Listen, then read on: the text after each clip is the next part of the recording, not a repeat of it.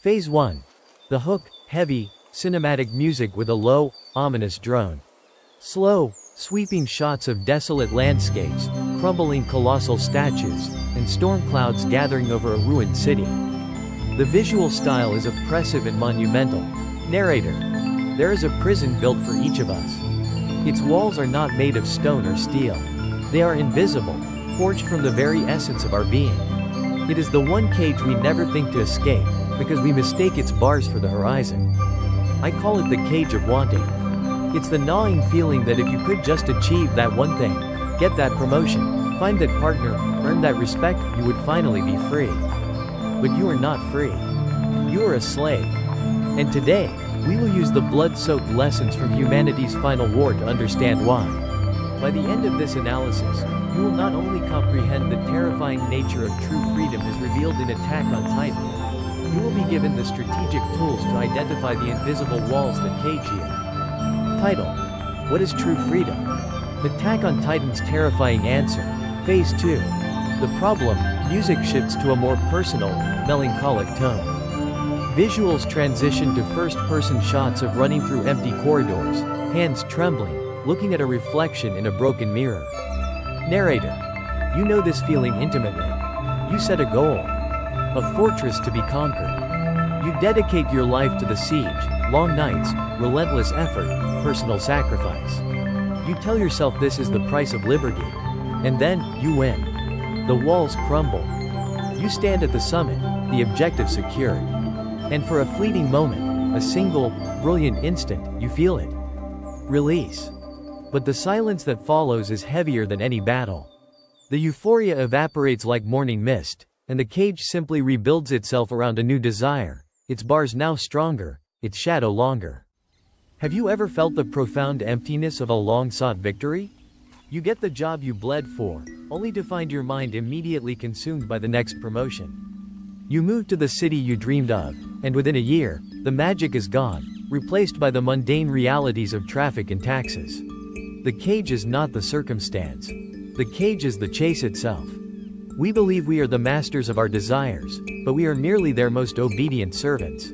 This is the hidden cost of living inside the cage of wanting. It's not just the cyclical disappointment. It's the theft of your life. You spend your entire existence running towards a horizon that recedes with every step you take. You are a soldier charging endlessly across a battlefield with no enemy and no end, fueled only by the desperate hope that the next hill will be the last. You are not living. You are merely wanting. And in the world of Attack on Titan, this simple human truth becomes the engine of the apocalypse. Phase 3. The solution, music becomes grand, orchestral, but with a tragic undertone. Visuals show Eren Yeager, his face contorting from determined youth to a stoic, hollow-eyed adult.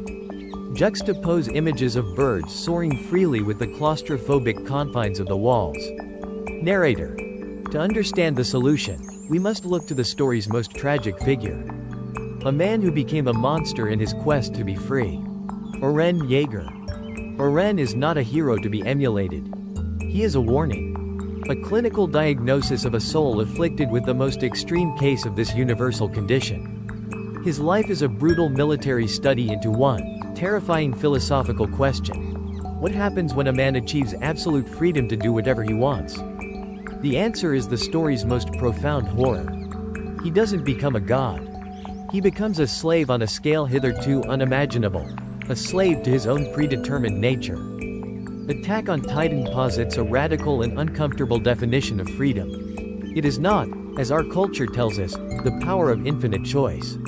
That is a child's fantasy. The series argues that true freedom is a paradox, and it can only be understood through three core principles. Principle 1. The illusion of unfettered choice. Visuals. A baby, Ymir, Historia, Eren, being held. The camera zooms out, revealing the vast, deterministic world they're born into. Wires, like a puppet's strings, faintly trace from them into the darkness. Narrator.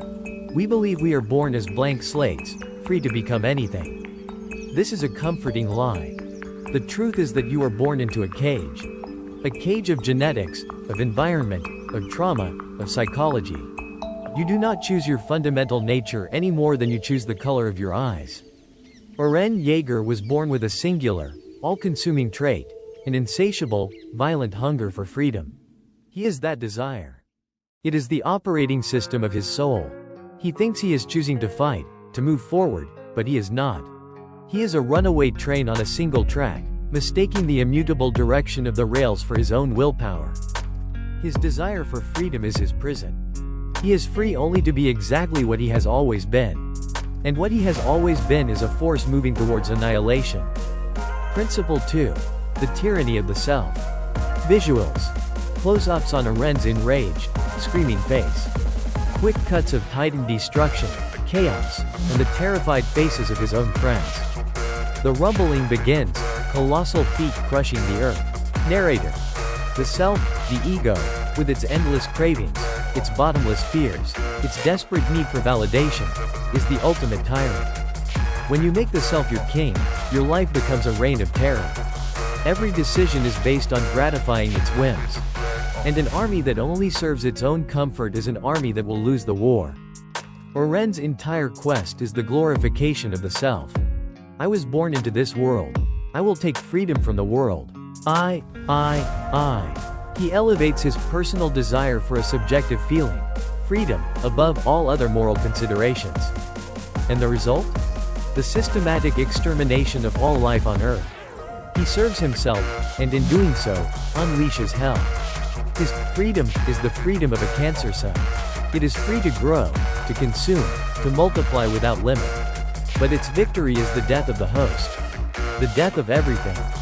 Principle 3. Freedom through submission. Visuals. Commander Erwin Smith, his face resolute, his arm raised. The recruits of the Survey Corps saluting in unison. Levi, cleaning his blades with ritualistic focus. Their eyes show not blind obedience, but willed purpose. Narrator.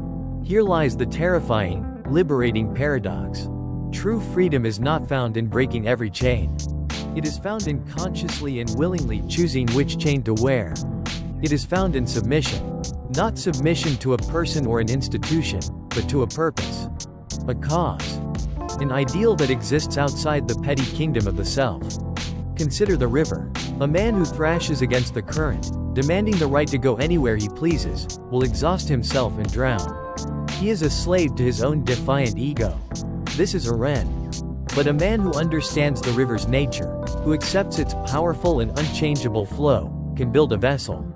He can harness that current, not to fight it, but to guide him. He is still bound by the river, but he is moving with intent, with power, with purpose. He is free. This was the freedom of Commander Erwin Smith. His personal desire, his self, desperately wanted to reach the basement and validate his father's sacrifice. But the cause, the survival of humanity, demanded he lead a suicide charger to death. In his final moments, he submitted to the cause. He let his personal dream die so that humanity might live, and in that act of ultimate submission, he became completely free from the obsession that had haunted him his entire life. This is the central strategic doctrine of the Survey Corps.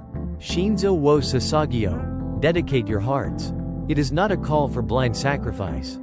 It is a philosophical command. Voluntarily enslave yourself to a noble cause, and you will be liberated from the tyranny of your own pathetic, fearful heart. Phase 4.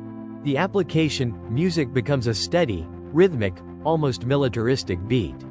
The visuals turn into a tactical briefing. Schematics, maps of internal psychology, and diagrams appear on screen.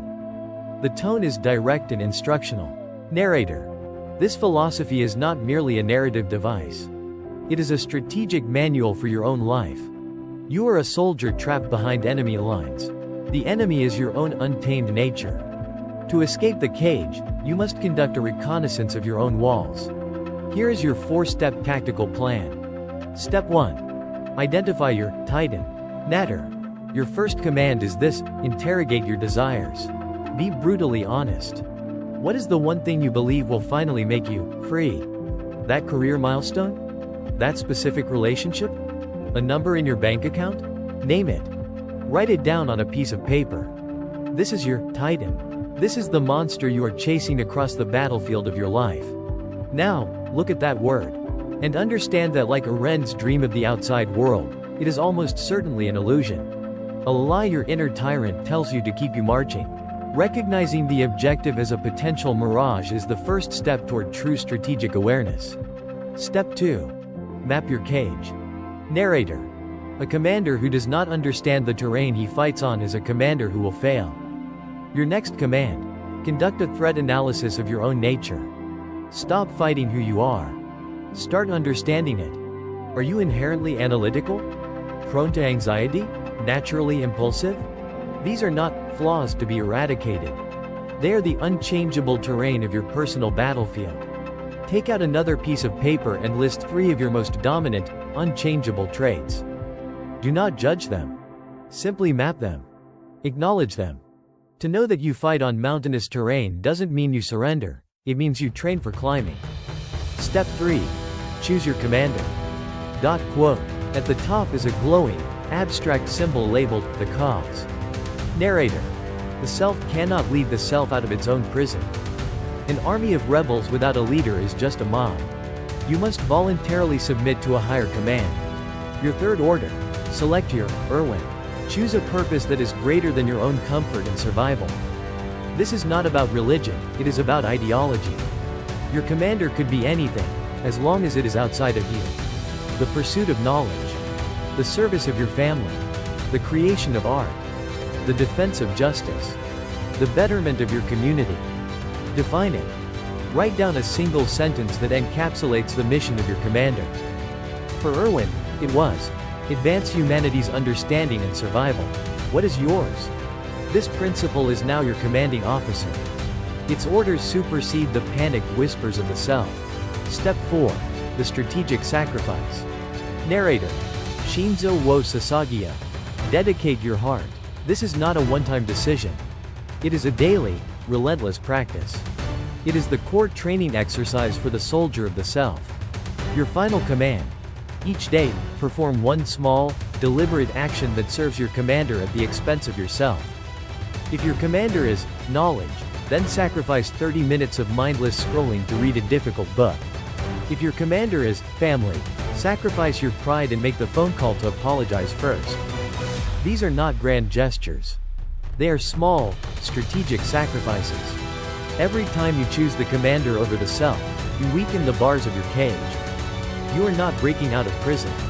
You are transforming the prison into a fortress, with you, in service to your cause, as its willing and powerful warden. This is the practice of freedom. Phase 5. The proof narrator. The proof of this doctrine is written in the divergent fates of the story's 2 most pivotal figures, Erwin Smith and Eren Yeager.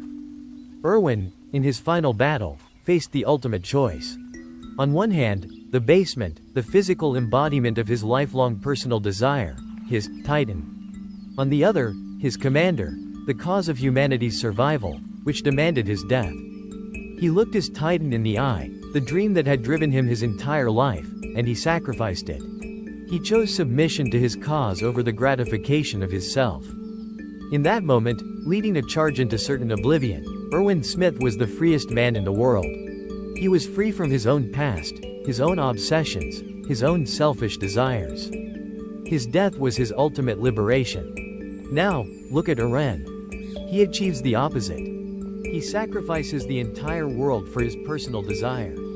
He gets exactly what he always wanted, the scenery of a flattened, empty world. He is free, and what is the result? We see him in his final moments not as a triumphant god, but as a pathetic, weeping child, horrified by his own actions, a slave to the path he could never deviate from. He confesses he doesn't even know why he did it, other than that he just had to. He reached the horizon and found nothing but dust and bones. His absolute freedom was the most absolute form of slavery. His victory is the final, damning proof of his imprisonment. This is not just the logic of fiction. It is a fundamental truth of human psychology, observed in the most extreme laboratory imaginable, the concentration camps of the Holocaust. Narrator. The psychologist Viktor Frankl, a survivor of Auschwitz, documented this principle in his masterwork, Man's Search for Meaning. He observed that the individuals who had the greatest chance of survival were not always the physically strongest. They were the ones who had a purpose that transcended their own suffering. A wife to live for. Some lived for the hope of seeing a loved one again. Others for a piece of work they had yet to finish. They submitted their entire being to this higher cause. In the face of unimaginable horror, where all external freedoms were stripped away, they found the last of the human freedoms. The ability to choose one's attitude, to find meaning in suffering. They chose their commander, even within the walls of a death camp. The logic is undeniable. A system left to its own devices, the self, tends toward chaos, decay, and self-destruction. This is the law of entropy. But a system guided by a higher organizing principle, a purpose, can create order, build complexity, and achieve the impossible. A soldier without a commander is just a man with a gun, a danger to himself and others. A soldier submitted to a strategic objective is part of an army. You must stop being a lone, desperate rebel. You must become your own army, led by the purpose you have chosen. Phase 6. The call to action. Music becomes softer, more contemplative, but retains its weight. The visuals show a single, determined Survey Corps soldier looking out over a vast, unknown landscape at dawn. Narrator. The war for freedom is not fought on some distant continent against a monstrous enemy. It is fought here. Now. Inside the walls of your own mind. The battle is waged every day, in the thousand small choices you make between the self and the cause. And so, my first question to you is a piece of strategic intelligence we can all share. In the comments below, answer this. What is the basement you are chasing? The one personal dream, the one selfish desire, that you know you might have to sacrifice for a greater cause? Be honest. Let's see the titans we are all fighting. Now that you comprehend the cage of individual freedom, you must understand the psychology of the collective that builds the walls around us. Your next mission is to watch our full analysis of the herd mentality, how Attack on Titan exposes our deepest fear. Click the link on the screen now.